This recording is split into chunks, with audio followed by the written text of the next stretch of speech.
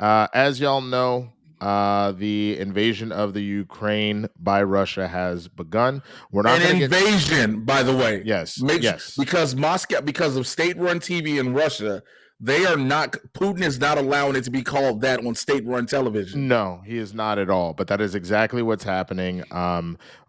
I would honestly say, if you want to know more specifically, because it's an ever-evolving situation, go to CNN, go to MSNBC, go to whatever you go to news, hopefully not Breitbart, and look up that shit yourself to hear. But like some of the things that we're already hearing right now, man, they're already they were attacking ports, airports, things like that. They've taken over the airport. They say they've taken over the airport, and that the capital may fall. Yeah, and the capital may fall by Saturday.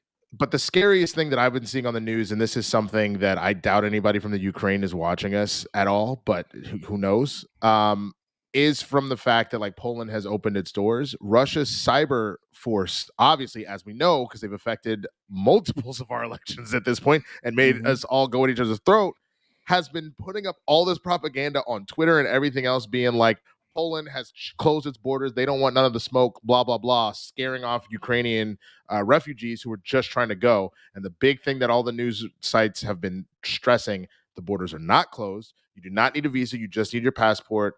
If you are fleeing the conflict, you can get out. So that's just something to know about that. But I'd rather talk about what to me is kind of the funnier story about this. I was telling you about this a moment ago, bruh, is the fact that there's apparently a number of generals in the army, like 5-star and high, like generals up there and shit, that are concerned that if the U.S. genuinely does have to get involved militarily, that the current Gen Z, the ones that would be getting drafted or signing up, are too weak to do it. That because they played too many video games and lived a sedentary lifestyle. Nigga, yes. You don't want the Twitch. Listen, we're on Twitch right now. I get this, but you don't want the Twitch. Go ahead. You didn't even let me finish. They essentially said they're getting stress fractures too easily. They're getting ACL tears. They're not passing basic because their bodies were not. They're not moving a lot, right?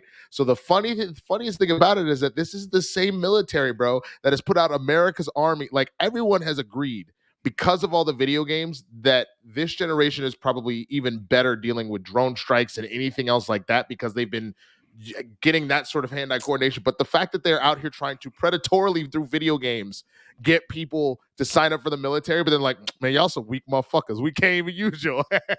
I mean, well, here's the problem with that. You get a lot of people who play a lot of Halo, Call of Duty, all those different things, and think they can handle actual real-life combat situations. And those aren't the same. Drones is one thing. That's a thing in itself. But you're talking about actual real life, real combated situations where, look, we're on Twitch right now, streaming, doing this.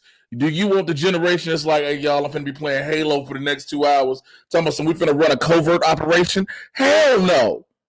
Hell no. Either way, man, the whole thing is kind of wild. Again, I would highly recommend, because it's an ever-evolving situation, just go and look it up yourself. Every Tuesday and Thursday, 6 p.m. Pacific, 9 p.m. Eastern. All full episodes exclusively available on Twitch for the month of February. www.twitch.tv/BLERDS, the letter NTHEHOOD. Be sure to like, follow, and subscribe.